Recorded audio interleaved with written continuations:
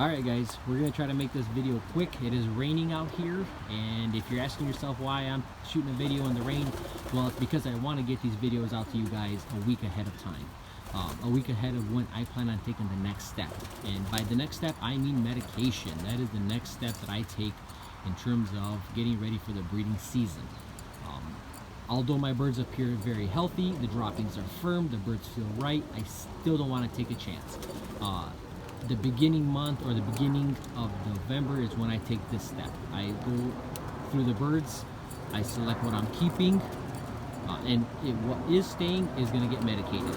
And I put them on a basic 3-in-1, maybe even a 4-in-1, depends on what I have or what I plan on ordering. And I put them on that for a week. After that week, if the medication I use contains something for canker, I won't give them anything additional for canker, but if it does not, I'll give them a few days, probably 3 days of a canker medication. But in between this week of 4-in-1 and then the canker, I give them a couple days of probiotic. So a week of a 3-in-1, we'll use that as an example, followed by 2 days of probiotic, followed by 3 days of a canker med. Then we'll follow that up with another couple days of probiotic, and finally something for worms. I think the worming is the most critical. I know some guys like to take it even further and vaccinate their birds. I don't personally. A lot of these breeders that I have been vaccinated multiple times in their lifetime, and I don't think it's necessary. But that's just my opinion. If you choose to vaccinate, well, that's fine. I don't necessarily see a negative in it. I just personally don't like to do it. When you medicate, remove all grit sources. As you can see, I just gave them some fresh grit now to call the birds out a little bit, to give you something to look at while I rant about medication. Remove the grit when you're medicating. Second to removing the grit, make sure you're using dechlorinated water. The tap water we use has a lot of chlorine in it, and that chlorine will destroy the medication and it becomes useless. So the step I like to take is I usually go buy a gallon of Absolpure or something of that nature, and I mix my medication in that gallon.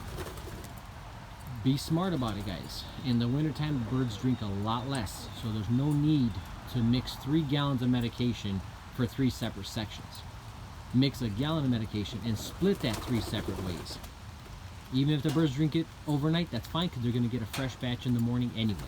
So don't just throw away the medication by mixing 5-6 gallons and they only drink a gallon of those 5 gallons, and then you're pouring everything out on the ground anyway because you're putting a fresh batch in the morning. So like I said, use a little bit of smarts. Mix 1 gallon like myself. I usually have 3 sections running throughout the medicating process, and I give them, like I said, 1 gallon will split 3 ways, and if they drink it all, that's fine. They get a fresh batch in the morning. So dechlorinated water, if you don't want to go that route of buying a gallon of water, you can go ahead and any fish supply house will sell a dechlorinator for fish tanks, which will work fine for our birds as well, as long as you remove it.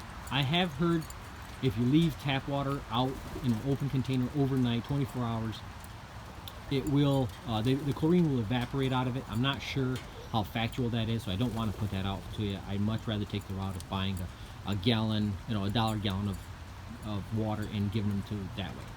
But it's up to you guys. Whatever you guys can do. If money's an issue, obviously do what you guys can. Do your own research. I'm just letting you guys know how I take the next step here. Once we're done with the medicated process, you go ahead and clean everything out. As you can imagine, the medication, the droppings become loose, everything becomes messy. This is the time to kind of go through your loft, clean everything out, perches, boxes, bowls, all that good jazz. Clean everything out, make it nice and ready for the next step in the breeding process, and we'll take you guys along on that next step as well. So, beginning of November is when I find it critical. Like I said, you can adjust however you need. If you breed later in the season, then adjust for that as well. That's fine. I breed early because I want to have the oldest youngsters that I can come, at the end of July when the racing season starts. And by breeding in December, we get our bands at the end of December. I'll have, babies in the bowl when the bands arrive. I don't like to breed past May 1st. I know I've talked about this in the past, and I don't have the discipline, but this year I'm going to push hard to not breed anything after May 1st. Very rarely do I have a 3rd round youngster do anything in the races. This year was an exception. I had 2 birds from the 3rd round that did super for me.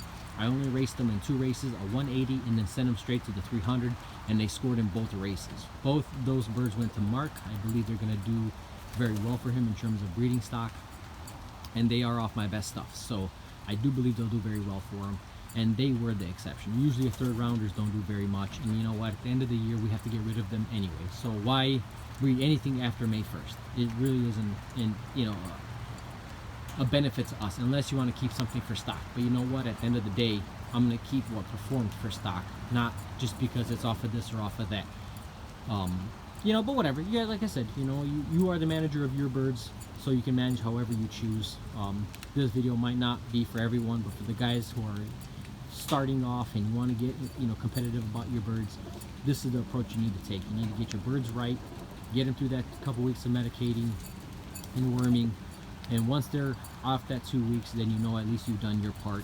If there's something hidden in the background you don't see, well, again, at least you've done your part in terms of trying to get them right, and you can judge from there. If the bird still falls apart, make a notation, maybe get rid of that breeder and substitute it for something that's in line waiting, because we all have birds in the background that aren't being bred because we simply don't have the space. So you know what, this is the time to make that decision.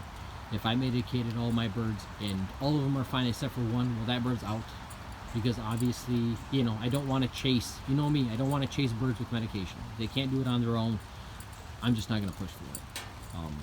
But I do feel it's necessary to get these birds cleaned up, because it's, like I said, it might not be something you can physically see, and it's better before we put them down on babies. We put them on that stress for the next couple months, few months even, to make sure they're clean and ready to go.